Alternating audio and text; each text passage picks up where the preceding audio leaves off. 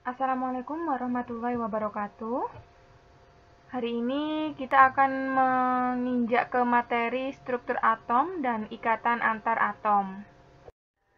Sebagai awalan, di sini saya akan mengulas kembali tentang atom. Atom itu adalah suatu bagian terkecil dari suatu materi. Nah, atom ini memiliki inti dan juga elektron. Jadi elektronnya itu mengelilingi inti.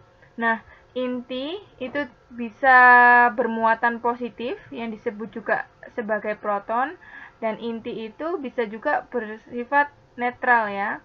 Jadi kalau sifatnya netral berarti jumlah proton dan neutronnya itu sama. Nah, elektron ini itu akan berjalan ya, mengelilingi inti, dan dia itu memiliki muatan yang negatif. Partikel yang bermuatan, entah itu bermuatan positif maupun bermuatan negatif, itu dinamakan sebagai ion. Nah, atom itu bisa dituliskan seperti ini ya. Jadi ada X, kemudian di atas ini Z dan A. Nah, Z ini menunjukkan nomor atom. Kalau netral, maka jumlah proton sama dengan jumlah elektron. Nah, kemudian di bawah itu ada A. A itu adalah massa atom atau bisa dikatakan AMU, atomic mass unit ya. Nah, A ini menunjukkan jumlah massa proton ditambah neutron di dalam inti. Satu atom itu dapat memiliki jumlah neutron yang berbeda-beda atau dinamakan sebagai isotop. Nah, di sini itu ada pengukuran dasar ya, atau istilahnya kita membuat suatu massa relatif, yaitu dengan menggunakan atom karbon. Jadi 1 AMU atau 1 massa atom itu setara dengan 1/12 massa isotop karbon 12. Jadi konversi ini itu dijadikan sebagai dasar penentuan berat unsur lain. Sejarah dari atom. Nah, sejarah dari atom sendiri itu diawali oleh model atom Rutherford. Nah, model atom Rutherford itu menunjukkan dalam teorinya itu ya, bahwasannya setiap atom itu mengandung inti atom yang bermuatan positif dan juga elektron yang mengelilingi dalam lintasannya. Nah, si Niels Bohr ini pada tahun 1913 itu menyempurnakan konsep atom yang sudah dibuat oleh Rutherford.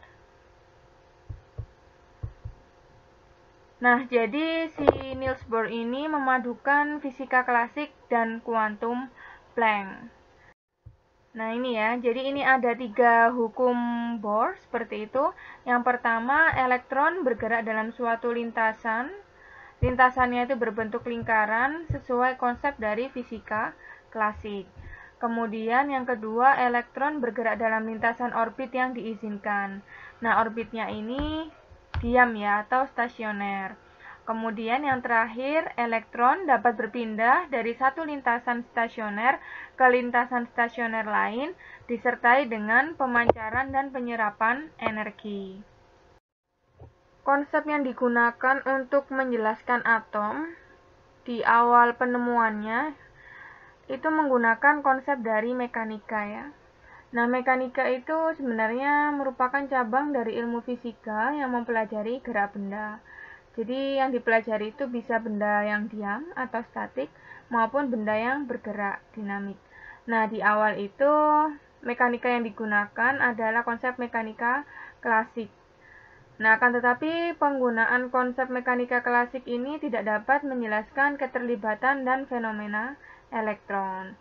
Oleh karena itu, konsep ini diperbaiki sehingga menjadi mekanika kuantum. Gitu ya.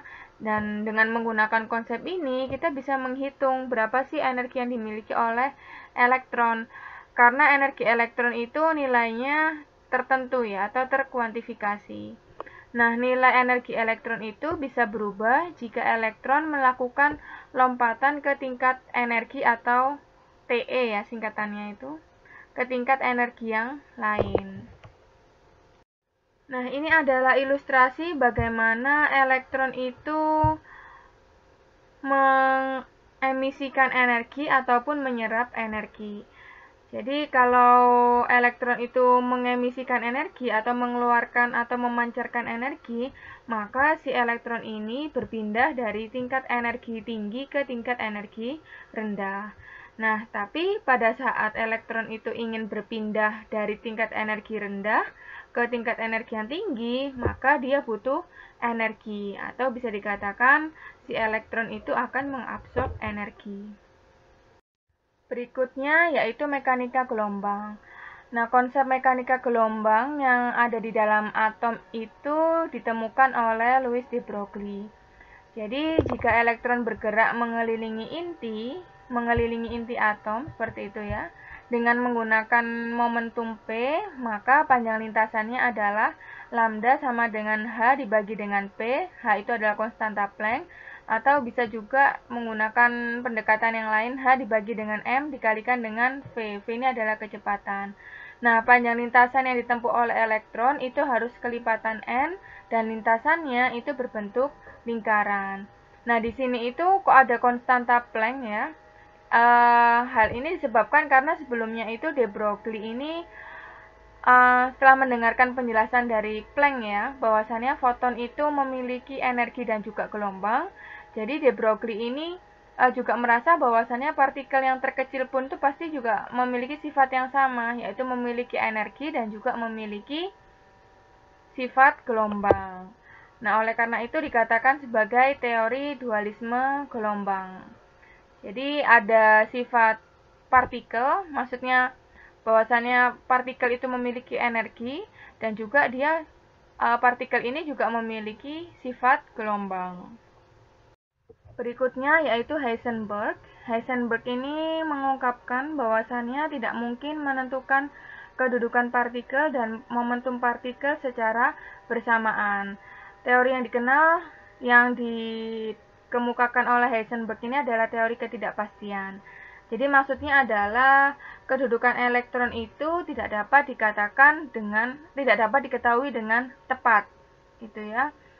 Jadi hasil analisis Heisenberg itu menunjukkan bahwasannya selalu terdapat ketidakpastian dalam menentukan kedudukan elektron. Seperti itu. Nah, kemudian konsep ini itu digabungkan ya dengan konsep teori dualisme gelombang, sehingga di teori Heisenberg ini disempurnakan lagi oleh Erwin Schrödinger. Nah, Schrödinger ini menyatakan bahwasannya elektron itu dapat dianggap sebagai gelombang materi dengan gerakan yang menyerupai gerakan gelombang. Jadi, teori model atom Schrödinger ini memiliki persamaan dengan model atom Bohr dalam hal tingkatan energi yang ada di dalam atom, yang dikenal sebagai bilangan kuantum ini ya. Selanjutnya bilangan kuantum. Kedudukan elektron dalam atom itu dapat diterangkan dengan persamaan fungsi gelombang Schrödinger. Jadi dengan menggunakan persamaan gelombang Schrödinger ini, kita bisa mendapatkan 3 bilangan. Ada bilangan kuantum utama atau N, ini menunjukkan kulit atom gitu ya, yang nantinya itu bisa menjelaskan tentang besar tingkat energi dan ukuran orbital. Kemudian ada bilangan kuantum azimut, disimbolkan dengan L, ini menunjukkan bentuk subkulit. Kemudian ada bilangan kuantum magnetik atau M, itu menunjukkan arah orbital dalam ruangan dan jumlah tingkat energi pada setiap subkulit. Itu ya. Nah, berikutnya ada juga yang namanya bilangan kuantum spin. Nah, bilangan kuantum spin ini menunjukkan arah elektron. Jadi arah elektron ini sifatnya bisa positif, atas gitu ya, arahnya, kemudian bisa ke bawah atau negatif. Jadi kalau ke atas berarti elektronnya ini berputar searah jarum jam. Kalau negatif berarti elektronnya ini berputar berlawanan dengan arah jarum jam. Ini adalah ringkasan dari bilangan kuantum. Kita lihat bersama ada kolom simbol, kemudian nilai, dan juga deskripsi. Untuk bilangan kuantum yang pertama ini adalah bilangan kuantum dengan simbol N. Nah, N ini merupakan bilangan kuantum utama, nilainya itu 1, 2, 3, atau seterusnya. Nah, bilangan kuantum N ini berfungsi untuk menjelaskan ukuran dari orbit dan juga tingkat energi. Berikutnya L atau bilangan kuantum angular. Nah, nilainya itu 0, 1, 2, sampai N-1.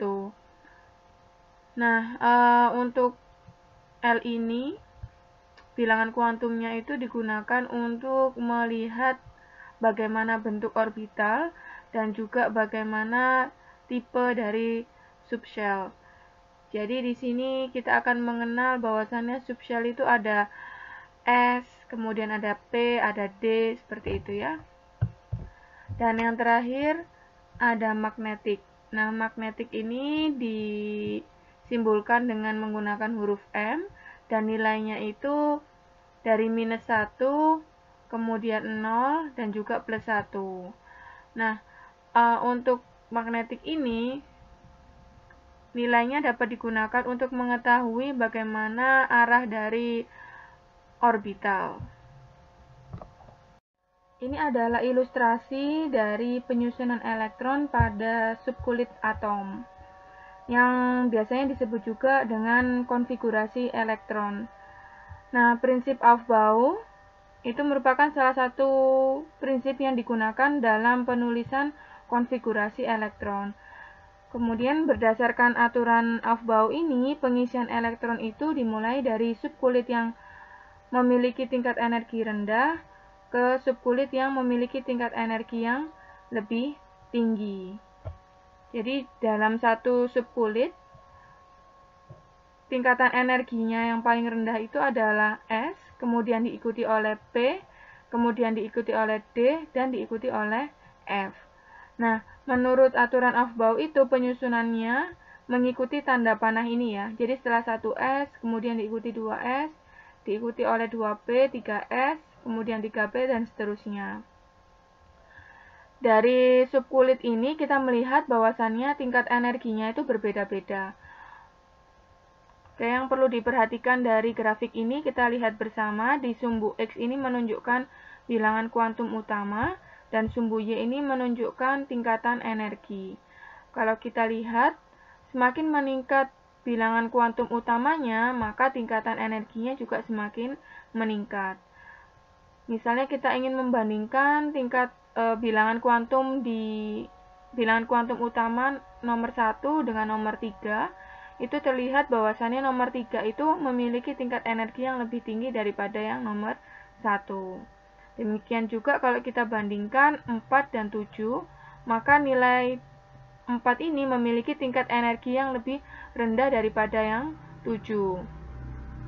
Kemudian yang perlu menjadi perhatian lagi, bahwasannya di kulit yang sama, subkulit itu juga memiliki tingkatan energi yang berbeda-beda.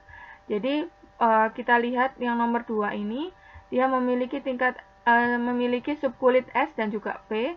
Terlihat bahwasannya tingkat energi P ini memiliki tingkat energi yang lebih besar daripada yang S. Gitu ya. Jadi semakin ke atas, kalau dilihat dari sini ya, maka nilai tingkat energinya itu semakin besar. Oke, kita bandingkan lagi yang nomor 6 ini ya. Bilangan kuantum utama nomor 6, dia memiliki subkulit yang lengkap ya, ada S, P, D, F, maka tingkatan energi yang paling tinggi adalah yang F. Kemudian lebih rendah lagi ada D, lebih rendah lagi ada P, dan seterusnya ada S. Oke, yang terakhir, ada suatu kemungkinan bahwasannya subkulit di kulit tertentu itu mengalami tumpang tindih dengan subkulit di kulit yang lain. Misalnya untuk tingkat energi di di kulit nomor 3 ini ya, kita lihat di sini D, 3D ini nilainya lebih tinggi daripada yang 4S. Seperti itu. Kemudian, nah kalau kita lihat seperti ini kan sebenarnya seharusnya 4S ini kan nilainya lebih tinggi ya. Karena apa? Karena dia memiliki bilangan kuantum utama yang lebih tinggi daripada yang 3D. Akan tetapi, hanya pada kondisi tertentu, suatu subkulit pada kulit tertentu itu lebih tinggi daripada subkulit di kulit yang lebih tinggi, itu ya. Kemudian kita lihat lagi misalnya di sini. Nilai di subkulit 4F itu memiliki tingkat energi yang sama dengan yang nilai yang ada di subkulit 5D. Satu kulit itu tersusun oleh beberapa subkulit. Jadi subkulit di sini ada S, P, D, dan F. Kemudian di masing-masing subkulit ini tersusun oleh orbital. Jadi untuk orbital di subkulit S itu ada 1, orbital di subkulit P ada 3, kemudian orbital di D ada 5, dan orbital di F itu ada 7. Untuk masing-masing orbital itu maksimal bisa menampung 2 elektron. Jadi kalau untuk di S ini totalnya itu 2, kemudian P total elektron maksimalnya itu ada 6, kemudian di D maksimalnya bisa menampung 10, F itu 14. Oke, kita lihat di sini kalau kita meninjau N sama dengan 1, berarti bilangan kuantum utamanya 1, itu masuk ke kulit K. Nah, kulit K ini hanya memiliki subkulit 1 aja ya, yaitu S, maka orbitalnya itu hanya ada 1. Dan kemungkinannya elektron yang terisi itu bisa 1 saja atau bisa 2. Kemudian untuk N sama dengan 2 itu masuk ke kulit L, dan di sini ada subkulitnya ada 2 ya, ada S dan juga P. Kalau terisi sebagian, maka S ini hanya terisi 1 elektron, P ini hanya terisi 3 elektron. Kalau full, total kedua subkulit ini bisa menampung 8 elektron. Kemudian berikutnya untuk kulit N sama dengan 3, itu berarti kulit M. Dia bisa memiliki 3 subkulit, ada S, P, D. Kalau terisi separuh berarti 1, 3, 5. Ini ya. Kalau terisi fullnya, maka totalnya itu ada 18.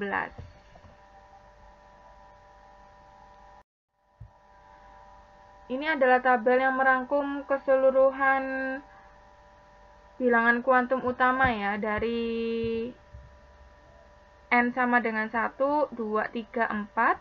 Kemudian ada subkulitnya sendiri. Kalau untuk N sama dengan 1, maka subkulitnya hanya ada S, kemudian 2 ada SP, 3 ada SPD, 4 lengkap ya, S, P, D, dan F. Nah, untuk bilangan elektronnya, kalau untuk yang N sama dengan 1, maka subkulitnya itu 2, sehingga kulitnya itu hanya memiliki 2 elektron. Kemudian untuk per subsel dari yang N sama dengan 2, kemungkinannya untuk yang S ini 2, kemungkinan yang P adalah 6. Sehingga total elektron yang ada di kulit tersebut adalah 8. Berikutnya konfigurasi elektron dengan menggunakan prinsip larangan Pauli. Jadi berdasarkan prinsip ini, maka tiap tingkat energi hanya dapat diisi oleh 2 elektron dengan putaran yang berlawanan. Nah, dari gambar ini kita lihat bahwasannya tidak semua tingkat energi itu terisi elektron. Jadi, bisa aja hanya mengisi sebagian ya. Dan elektron itu hanya mengisi tingkat energi yang terendah. Jadi, pada saat ini, maka dapat dikatakan bahwasannya atom itu berada pada kondisi tingkat energi dasar. Kemudian, dengan memanfaatkan konfigurasi elektron, itu kita bisa menentukan bagaimana pembentuk ikatan. Jadi, pembentuk ikatan ini dapat menentukan sifat fisik kimia padatan, kemudian dapat juga menentukan sifat semikonduktif material. Nah, ini maksudnya gimana? Maksudnya kita bisa mengerti ya, bagaimana kemampuan elektron itu untuk berpindah. Oke, kita lihat di sini ada unsur Ne. Kemudian unsur Ne ini dikatakan stabil karena apa? Karena kulit terluar itu terisi penuh oleh elektron. Taunya dari mana? Kita lihat di sini jumlah elektron yang ada di luar ini ada 8 ya. Sehingga dikatakan bahwasannya ini sudah penuh elektronnya dan unsur ini dikatakan stabil.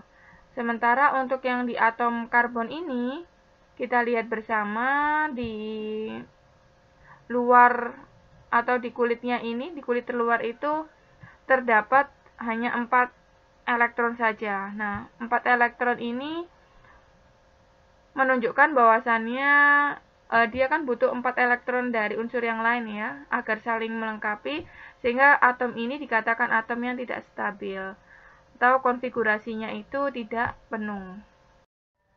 Untuk atom yang tidak stabil, berikut ini adalah tabel periodik yang menampilkan unsur-unsur kimia. Yang kalian lihat ini kan sebenarnya sama ya seperti yang sudah kalian pelajari sebelumnya. Jadi kalau ke bawah ini menunjukkan baris ya, dimana baris ini menunjukkan periode, kemudian kalau dari kiri ke kanan itu menunjukkan golongan. Nah, periode itu menunjukkan banyaknya kulit yang terisi oleh elektron. Jadi misalnya saya pilih unsur litium, berilium, kemudian boron sampai neon ini, mereka adalah unsur kimia yang memiliki jumlah kulit 2 itu ya. Kemudian untuk golongan yang terbagi atas A dan B, golongan A itu merupakan golongan utama, sementara kalau untuk golongan B itu adalah golongan transisi. Nah, golongan ini disusun berdasarkan kemiripan sifat. Jadi kita bisa tahu mana ya unsur yang termasuk golongan logam dan unsur yang termasuk golongan non logam. Seperti itu. Nah, kemudian dari tabel periodik juga kita bisa mengetahui kira-kira unsur mana yang memiliki muatan positif atau bisa dikatakan ion positif, kemudian mana juga unsur yang memiliki muatan negatif atau bisa dikatakan sebagai ion negatif. Nah, ion positif itu muncul karena terjadinya proses pelepasan elektron dari kulit keluar suatu atom. Sementara kalau ion negatif itu terjadi atau muncul ya karena adanya penangkapan elektron. Seperti itu. Kemudian di sini kita bisa lihat juga di golongan 8A itu merupakan golongan dengan unsur yang memiliki susunan elektron yang stabil. Oke, berikutnya jenis-jenis ikatan ya. Nah, jenis ikatan itu dibagi menjadi 2, ada ikatan primer dan juga ada ikatan sekunder. Kalau primer ini terbagi lagi menjadi ionik, kovalen, logam. Sementara kalau untuk sekunder ada ikatan van der Waals, hidrogen, dan dipol-dipol. Nah, untuk masing-masing ikatan itu mereka memiliki energi tertentu ya. Jadi misalnya nih kalau ikatan van der Waals atau bisa dipol-dipol itu ya, energi yang dimiliki itu adalah sebesar 0,1 sampai 10 kJ per mol. Sementara kalau untuk ikatan hidrogen, nilai energinya itu adalah 10 sampai 40. Kemudian kalau untuk ikatan kimia ionik, itu approximate energinya adalah sekitar 100 sampai 1000, sementara kalau ikatan kovalen 100 sampai 1000. Nilainya sama ya dengan ionik. Untuk yang pertama yaitu ikatan ionik. ikatan ionik itu mengikat unsur logam dan non-logam. Nah, logam dan non-logam ini memiliki beda elektronegativitas yang tinggi, sehingga terdapat gaya tarik-menarik ya antar masing-masing unsur. Nah, tapi kalau misalnya unsurnya itu terlalu dekat, malah menimbulkan tolakan. Di ikatan ionik ini, intinya adalah terjadi sharing elektron ya, saling memberi dan menerima elektron. Misalnya adalah untuk unsur natrium. Natrium ini sebenarnya dia itu butuh melepaskan elektron untuk menjadikan dia itu lebih stabil gitu ya. Sementara kalau klorin itu dia butuh elektron untuk menjadikannya lebih stabil, sehingga natrium dan klorin ini akhirnya terikat ya satu dengan yang lain. Natrium ini posisinya melepaskan elektron, sementara klorin itu menggunakan elektron yang dilepas oleh natrium, sehingga nantinya kedua unsur ini membentuk suatu senyawa baru yang memiliki konfigurasi elektron yang stabil, seperti di golongan 8A. Berikutnya yaitu ikatan kovalen. Ikatan kovalen itu adalah ikatan yang terjadi akibat adanya pemakaian bersama elektron antara dua atom untuk mencapai konfigurasi stabil.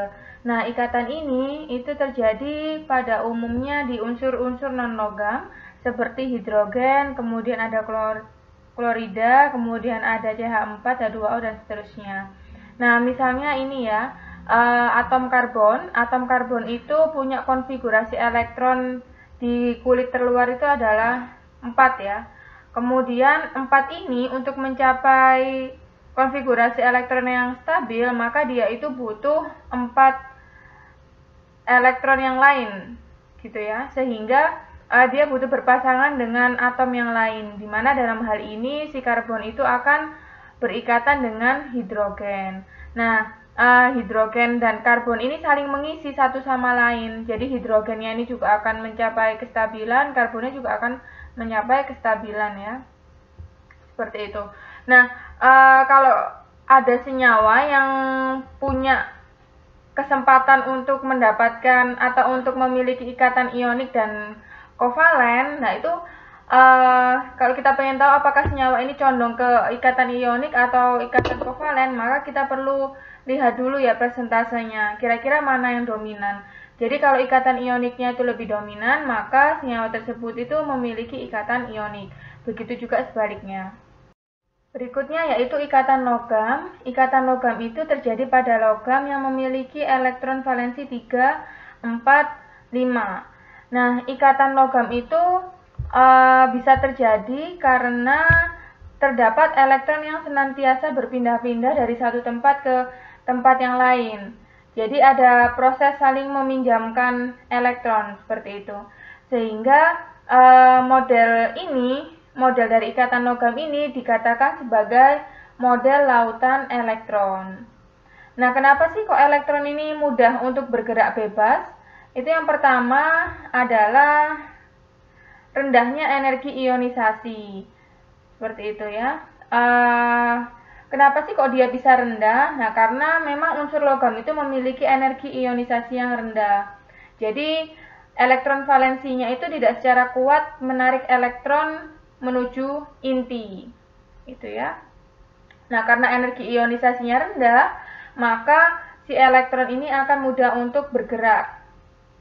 Kemudian alasan yang kedua adalah adanya orbital yang kosong pada unsur logam, sehingga elektron ini akan mudah untuk berpindah antara orbital satu ke orbital yang lain secara bebas. Nah, ikatan logam itu karena dia memperkenankan elektron untuk bergerak bebas, maka skema ini tuh akan membantu hantaran atau konduktivitas material dan juga membuat suatu material itu memiliki sifat keuletan. Selanjutnya interaksi van der Waals. Di interaksi ini terdapat gaya tarik-menarik antar molekul yang memiliki muatan yang berbeda, yaitu muatan positif dan negatif. Selanjutnya yaitu ikatan hidrogen. Ikatan hidrogen itu terjadi karena adanya gaya tarik-menarik antar molekul antara atom hidrogen dengan atom yang memiliki keelektronegatifan yang tinggi, seperti unsur N, kemudian O, dan F. Ini ya. Jadi kalau kita lihat di grafik ini, di sumbu X itu adalah berat molekul, kemudian sumbu Y ini titik didih, maka senyawa yang memiliki ikatan hidrogen itu akan memiliki titik didih yang tinggi, walaupun berat molekulnya itu paling rendah. Pun demikian juga untuk unsur yang lain ya, misalnya hidrogen ini bereaksi atau berikatan dengan F, kemudian ada Cl, Br, Hi. Nah ini kalau kita bandingkan, ternyata senyawa yang memiliki ikatan hidrogen itu akan memiliki tingkat titik didih yang lebih tinggi. Nah ini adalah tipe-tipe ikatan dari ionik, kemudian ada kovalen, metalik, ini berarti ikatan logam, kemudian ada van der Waals dan hidrogen. Nah, di sini kita bisa melihat bagaimana perbandingan tingkat energi ikatannya, kemudian bisa juga melihat temperatur pelelehan, itu ya. Kalau kita lihat bersama di sini, ternyata untuk ikatan kekuatan dari ikatannya itu yang paling tinggi energinya adalah ikatan ion ini ya. Kemudian disusul oleh logam.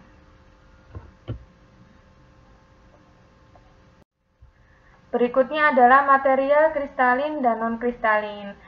Material padatan atau material solid itu dibagi menjadi 3, ada kristal tunggal, kemudian ada polikristalin dan ada non-kristalin.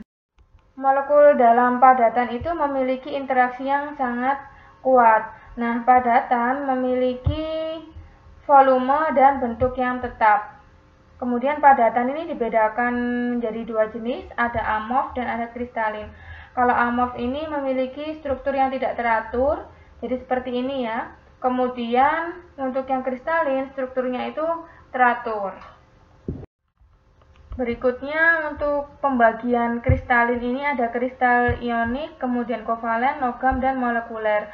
Kalau untuk kristal ionik ini ikatan yang terjadi itu antara kation dan anion, kemudian interaksi elektrostatis ya jenisnya, kemudian bisa dikatakan ikatannya itu adalah ikatan ionik.